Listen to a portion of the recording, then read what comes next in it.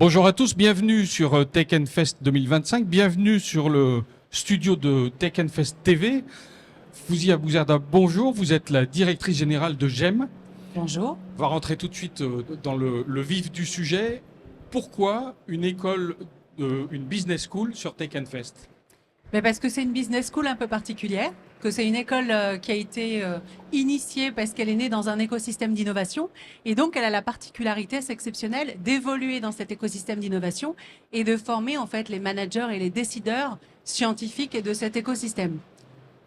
Des managers qui seront destinés à diriger plus tard des startups liées à la tech. Exactement. Et donc c'est tout naturellement qu'ancré très fortement dans l'écosystème autour de Tech Fest, avec ces belles entreprises et ce tissu, bien GEM était présente parce qu'elle en fait partie de cet écosystème et qu'elle apporte des réponses justement au management du futur. Alors comment elle s'inscrit dans cet écosystème, votre école? Alors déjà, au-delà de former en fait tout cet écosystème scientifique de superbes managers, de chercheurs, de décideurs, d'accompagnement en fait de start-up, elle produit elle-même de l'innovation et notamment de l'innovation pédagogique avec beaucoup d'agilité.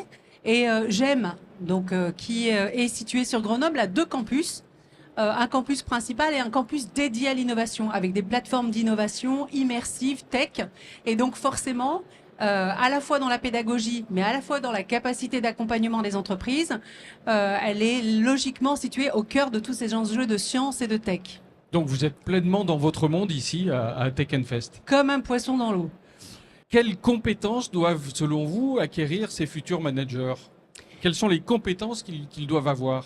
D'abord, il faut plusieurs compétences, c'est ce que vous soulignez. En fait, nous, depuis maintenant plusieurs décennies, on développe l'hybridation des compétences. On parle de management, on parle d'ingénierie, et donc on a commencé très tôt. Mais au-delà des compétences, j'allais dire, de management, technique, en fait, il faut aussi développer des compétences très fortes autour de l'agilité, de l'adaptabilité. Et on le voit bien dans un monde qui change très très vite, où on parle de l'impact très fort qu'il va y avoir de l'IA, de la tech, de la data. On forme également l'ensemble de nos managers et de nos décideurs. Et au-delà de ça, ces enjeux impliquent aussi d'avoir à l'esprit leur impact. Et donc on a au sein de GEM tout un tissu de chercheurs et notamment de chaires qui travaillent sur l'impact de ces nouvelles technologies, parce qu'il y a un impact éthique, mais il y a un impact de changement de comportement, il y a un bouleversement de nos sociétés. Et donc il faut avoir l'esprit qu'aujourd'hui, on va nécessairement décider dans un monde incertain, on va nécessairement intégrer des enjeux internationaux, parce que tout ça dépasse bien sûr le cadre de notre territoire et même le cadre de l'enjeu national. On est aux confins des enjeux de souveraineté également.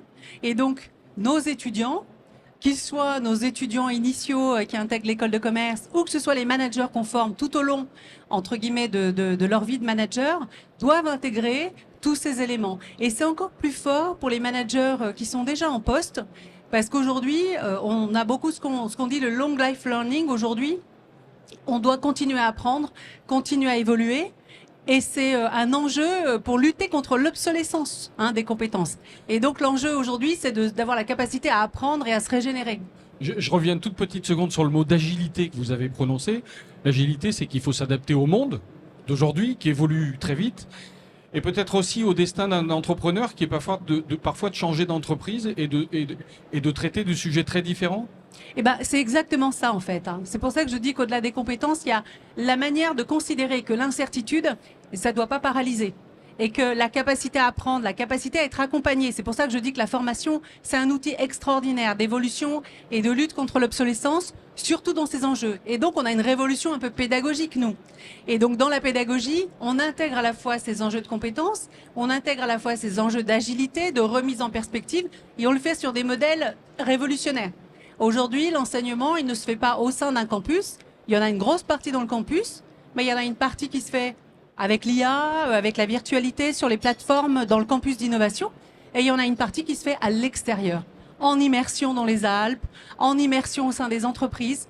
Et ça, c'est assez extraordinaire parce qu'on apprend différemment de l'expérience, parce qu'on le vit. On ne le reçoit pas comme un spectateur, on le vit comme un acteur. Dernière petite question qui nous ramène au thème de Tech Fest 2025. C'est quoi pour vous le sens de la tech? Le sens de la tech, c'est que il faut pas oublier que les outils doivent être au service de l'humain.